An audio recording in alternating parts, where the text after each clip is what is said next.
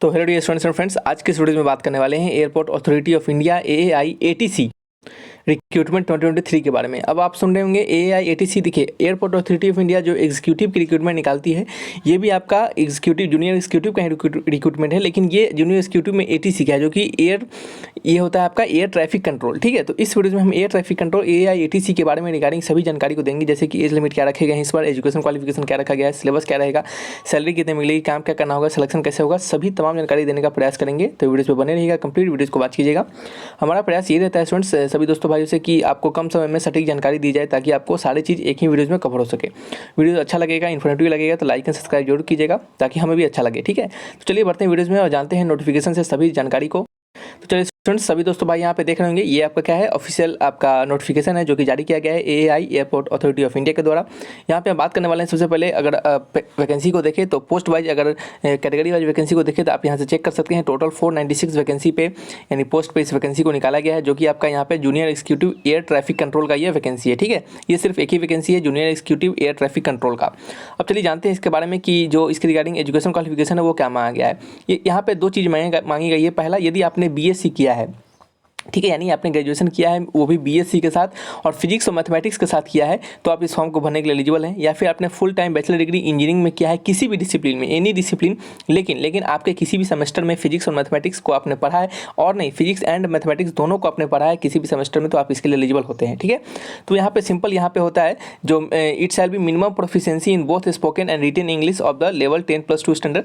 यानी सिंपल आपसे मांगा गया है कि आपके पास एक किसी भी BSc से आपने अगर मैथमेटिक्स और फिजिक्स किया है तो इसके लिए एलिजिबल हैं, या फिर आपने किसी भी BE BTech किसी भी डिसिप्लिन से किया है, और किसी भी सेमेस्टर में आपके पास मैथमेटिक्स एंड फिजिक्स को आपने पढ़ा है, तो आप इसके लिए एलिजिबल होते हैं। सिंपल इसका यही आपका क्वालिफिकेशन मांगा गया है। ठीक है, एज लिमिट की बात कर लेते हैं। आपका एज लिमिट 27 ईयर मैक्सिमम होना चाहिए, उससे ज़्यादा नहीं होना चाहिए। और आपका जो एज लिमिट है वो 30/11/2023 से काउंट किया जाएगा। 30/11/2023 से आपका एज 27 से ज़्यादा नहीं होना चाहिए। एज रिलैक्सेशन को देख लेंगे सभी कैटेगरी वाइज। यहाँ से फॉर्म भरने का डेट बात करेंगे तो फॉर्म आपका 1/11/2023 से लेकर 30/11/2023 तक फॉर्म को भरा जाएगा। ठीक है, 1/11 से 30/11 तक आपका इस फॉर्म को भरा जाएगा, तो आप इसके बीच में अपना फॉर्म को भर लेंगे। ठीक है, सिलेक्शन प्रोसेस समझिएगा। यहाँ पे सिलेक्शन प्रोसेस को क्या रखा गया है। सिलेक्शन प्रोसेस जो होगा, यहाँ पे एक रिटन एग्जामिनेशन होगा, और दूसरा क्या होगा, इंटरव्यू होगा। इंटरव्यू जो होगा ये बहुत हाई लेवल का इंटरव्यू नहीं होगा। यहाँ पे आपको इंटरव्यू में एक प्रकार से कह सकते हैं कि वॉइस टेस्ट करवाया जाएगा। वॉइस टेस्ट क्यों होता है, क्योंकि एयरपोर्ट जो ये एयर ट्रैफिक कंट्रोल है, इसका काम क्या होता है उसे समझ लीजिएगा।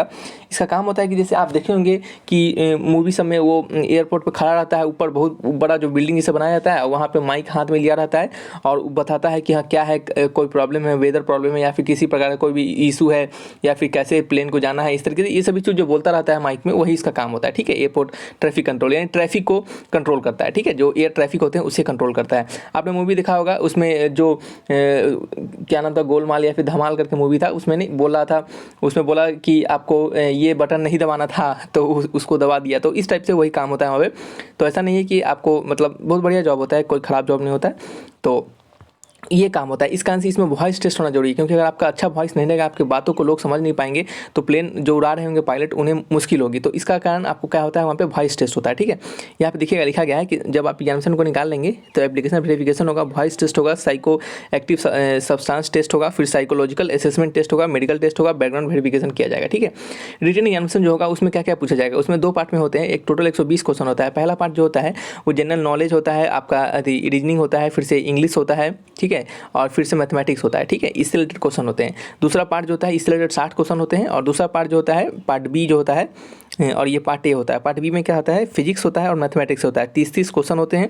ठीक है, टोटल ये भी 120 क्वेश्चन हो जाते हैं। ठीक है, ये 2 घंटे का आपको समय दिया जाता है इसमें, और इसी के बेसिस पे क्या होता है, आपका सिलेक्शन होता है। कट ऑफ भी अच्छा खासा जाता है स्टूडेंट्स, 120 में से लगभग 90+ ही कट ऑफ रहता है। ठीक है, तो अच्छा कट ऑफ जाता है, और क्वेश्चन का लेवल जो होता है ईजी होता है, क्वेश्चन का लेवल बहुत ज़्यादा टफ नहीं होता है। ठीक है, चलिए, तो ये इसका सिलेक्शन प्रोसेस हो गया। इसमें काम क्या करना होगा ये भी आपको अच्छे से समझ में आया होगा।